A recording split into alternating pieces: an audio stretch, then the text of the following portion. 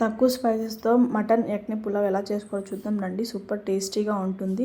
ఈ మటన్ మొత్తం కుక్కర్లో నెయ్యితో బాయిల్ చేసుకోవాలి. కుక్కర్లో గీ యాడ్ చేసుకొని స్క్రీన్ మీద కనిపిస్తున్న మసాలా అంతా యాడ్ చేసుకుని ఒకసారి కలిపేసిన తర్వాత అల్లం వెల్లుల్లి ఉల్లిపాయలు కూడా యాడ్ చేసుకొని ఒకసారి కలిపేసిన తర్వాత మటన్ ఉప్పు వాటర్ యాడ్ చేసుకొని ఒకసారి కలిపేసి మూత పెట్టేసేయండి. ఒక 10 విజిల్స్ వచ్చిన దాకా వెయిట్ చేయండి.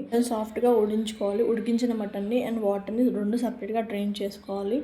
రైస్ కోసం గిన్నె తీసుకొని నెయ్యి నూనె సమానంగా వేసుకోండి. ప్లేట్లో చూపించిన మసాలా వేసేసి ఉల్లిపాయ పచ్చిమిరపకాయలు కూడా వేసి కలిపేసేయండి. తర్వాత అల్లం వెల్లుల్లి పేస్ట్ వేసి ఒకసారి కలిపేసి డ్రైన్ చేసి పెట్టుకున్న మటన్ ముక్కలు వేసేసి దాంట్లోనే కొత్తిమీర పెరుగు పసుపు వేసి ఒకసారి అన్నీ కలిపేసేయండి. మటన్తో పాటు వాటర్ని కూడా సపరేట్ చేసుకున్నాం కదా, ఆ వాటర్ని మటన్లో యాడ్ చేసేయండి. కొంచెం గరం మసాలా అండ్ 2 hours నానబెట్టుకున్న బాస్మతి బియ్యం కూడా వేసేసి ఒకసారి బాగా కలిపేసి మూత పెట్టేసేయండి. రైస్ కుక్ అయిన తర్వాత ఓపెన్ చేసి చూడండి. Mutton yakhni pulao ready.